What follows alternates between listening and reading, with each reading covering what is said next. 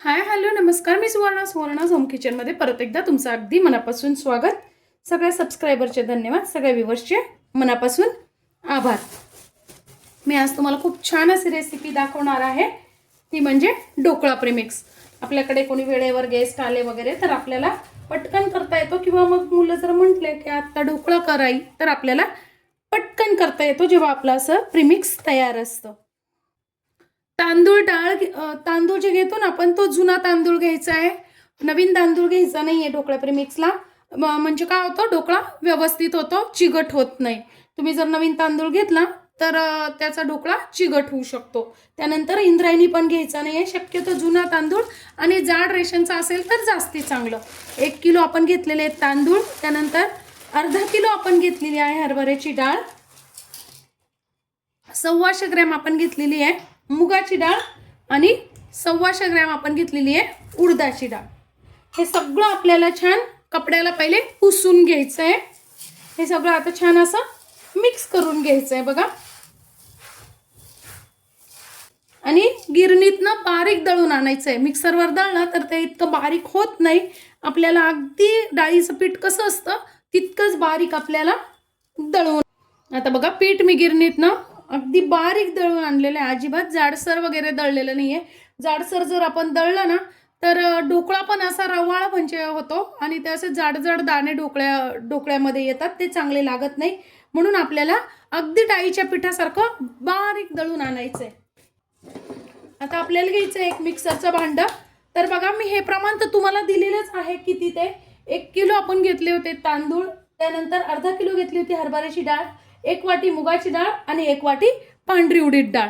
हे सगळं आपण छान आता दळून आणलेलं आहे. आता आपल्याला काय करायचं आहे, इथे मी 300 ग्रॅम खडी साखर घेतलेली आहे.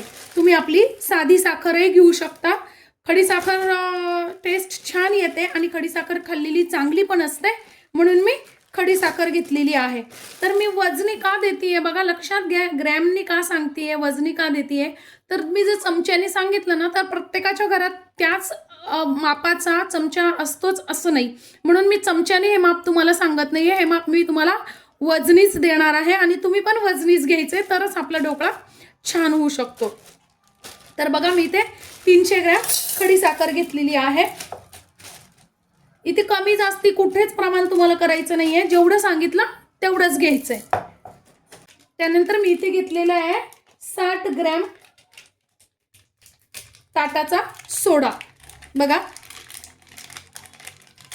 तुमच्याकडे जर वजन काटा नसेल ना तर तुम्ही जेव्हा दुकानदाराकडनं घ्याल ना, नेहमीचा आपला ओळखीचा दुकानदार असतोच, तर तो तुम्हाला वजन करून देऊ शकतो. तर बघा, मी इथे 60 ग्रॅम टाटाचा सोडा घेतलेला आहे.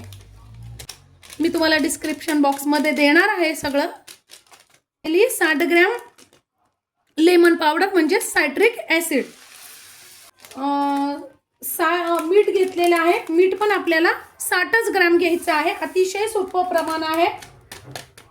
आणि एक इनोची पुडी घेतलेली आहे बघा, ती पण मी लेमन फ्लेवरचीच घेतलेली आहे. इनो पण आपल्याला यात मिक्स करून घ्यायचं आहे. आणि आता आपल्याला हे कोरडाच असाच फक्त मिक्सरला छान बारीक करून घ्यायचं आहे, पिठी साखर होईपर्यंत. आता बघा, अगदी बारीक, एकदम बारीक अशी पावडर आपण तयार करून घेतलेली आहे. आता ही सगळी पावडर आपल्याला या पिठात मिक्स करून घ्यायची आहे.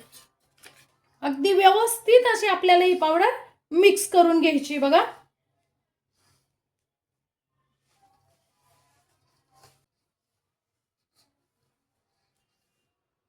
आता बघा, आपण असं तर मिक्स केलेलं आहे पण परफेक्ट मिक्स झालेलं नाहीये. तर आपल्याला काय करायचं आहे, आता बघा, सगळं पीठ मी व्यवस्थित गाळून घेतलेलं आहे. आता हे वरती जे जाड खडे उरलेले आहेत ना, शक्यतो पहिले काय करायचे ते आपल्याला असे हाताने फोडून बघायचे. बघा, लगेच फुटले जातात. आणि जर व्यवस्थित फुटले नाही गेले तरच आपल्याला मिक्सरच्या भांड्यामधनं परत एकदा फिरवून घ्यायचे. पण तशी बघा, आपण व्यवस्थित आधी छान अशी पावडर करून घेतलेली होती, त्यामुळे वरती अजिबात उरलेलं नाही बघा.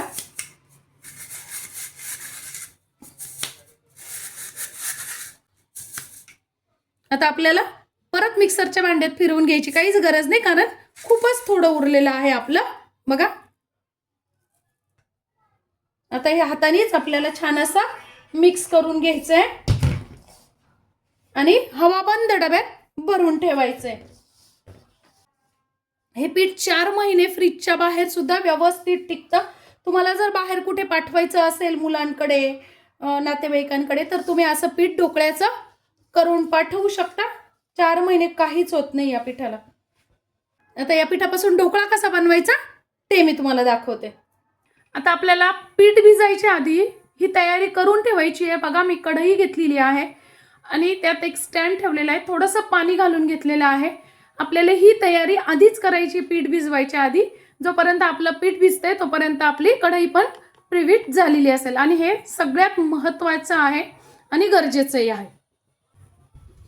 त्यानंतर आपल्याला ज्या ताटात, ज्या पातेल्यात, ज्या कुकरच्या डब्यात तुम्ही ज्याच्यात कशातही ढोकळा लावाल ना, त्याला काय करायचं आहे, आपल्याला थोडंसं अगदी 2 ते 3 थेंब तेल घ्यायचं आहे आणि छान सगळीकडे असं त्या ताटाला तेल लावून ठेवायचंय. बघा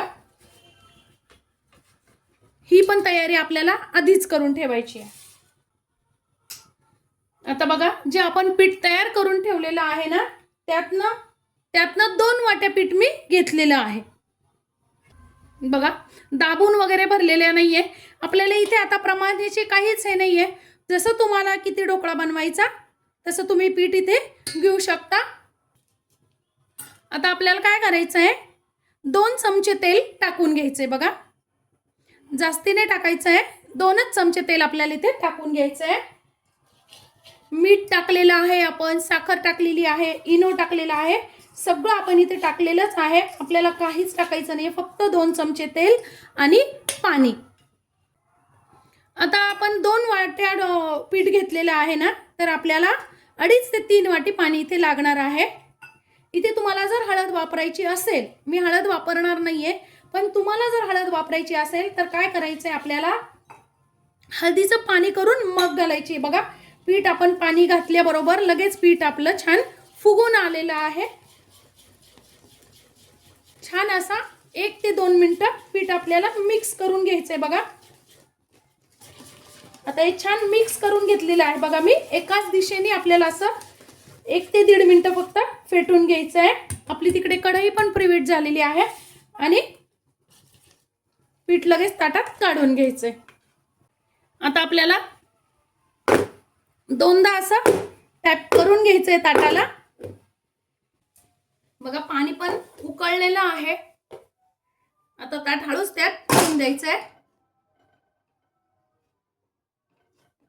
खालचं पाणी ताटात जाणार नाही याची दक्षता घ्यायची आहे, नाहीतर मग काय होईल, ढोकळा ओलसर तयार होईल. आणि सुरुवातीचे 5 मिनिटं मोठ्या गॅसवर आणि नंतरचे 5 ते 7 मिनिटं मीडियम गॅसवर असं आपल्याला ढोकळा तयार करून घ्यायचा आहे. आता बघा मी झाकण ठेवून घेतलेलं आहे आणि वाफ जाऊ नये म्हणून मी इथे थोडंसं वरती खल ठेवलेलं आहे. बघा या पद्धतीने.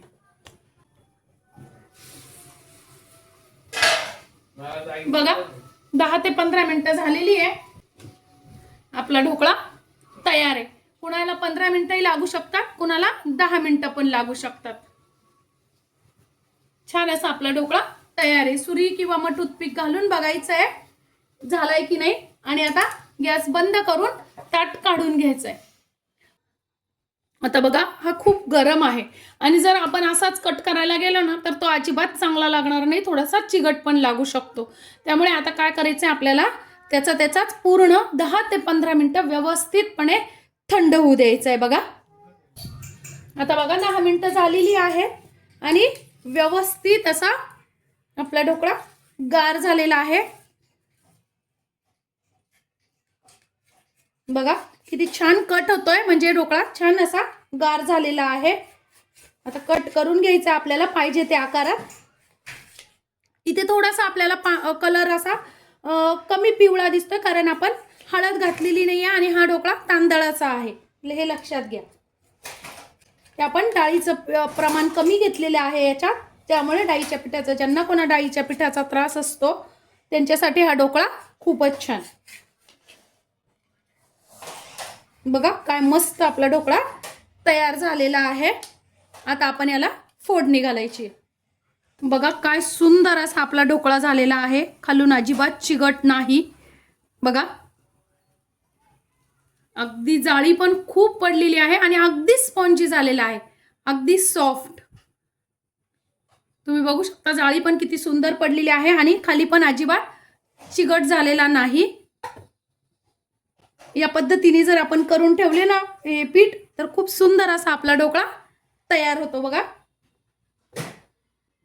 खूपच सुंदर ढोकळा तयार झालेला आहे. आता मी कढई घेतलेली आहे छोटी, त्यात अर्धी पळी तेल टाकून घेतलेलं आहे. तेल तापलं की आपल्याला टाकून घ्यायची आहे 1 चमचा मोहरी, 1 चमचा टाकून घ्यायचे जिरं, अर्धा चमचा टाकायचा आहे हिंग,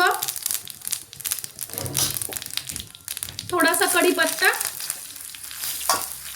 त्यानंतर मी इथे मिरच्या घेतलेल्या आहे, या कमी तिखट मिरच्या आहेत.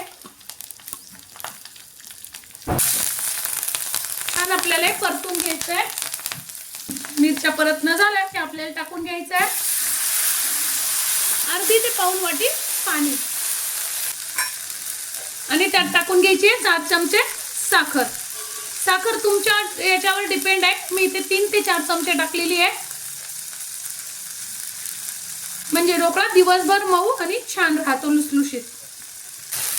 थोडेसे टाकून घ्यायचे आहेत आपल्याला पांढरे तीळ, छान लागतात पांढरे तीळ ढोकळ्यावर. साखर वितळली, पाणी उकळलं की आपल्याला गॅस बंद करून टाकायचा आहे आणि फोडणी थोडीशी कोंबट करून घ्यायची. अगदी गरम फोडणी ढोकळ्यावर टाकायची नाहीये, कोंबट झाली अगदी की मग टाकायची आहे. आता बघा थोडीशी कोंबट झालेली आहे, फोडणी आपल्याला ढोकळ्यावर घालून घ्यायची आहे. आधी कट करून घ्यायचं आहे, म्हणजे मग व्यवस्थित सगळीकडे फोडणी आतमध्ये जिरली जाते. थोडीशी आता टाकून घ्यायची आपल्याला त्यावर कोथिंबीर. बघा काय सुंदर असा आपला ढोकळा तयार झालेला आहे, अगदी मऊ लुसलुशीत, अगदी मऊ लुसलुशीत असा आपला ढोकळा. आता हा तुम्ही दिवसभरात केव्हाही खाल्ला तरी इतकाच मऊ आणि लुसलुशीत राहील. आजची माझी ही व्हिडिओ ही रेसिपी तुम्हाला कशी वाटली कमेंट्समध्ये नक्की सांगा. चॅनलवर नवीन असाल तर चॅनलला लाईक, सबस्क्राईब आणि शेअर करा आणि असं पीठ करून ठेवा. धन्यवाद.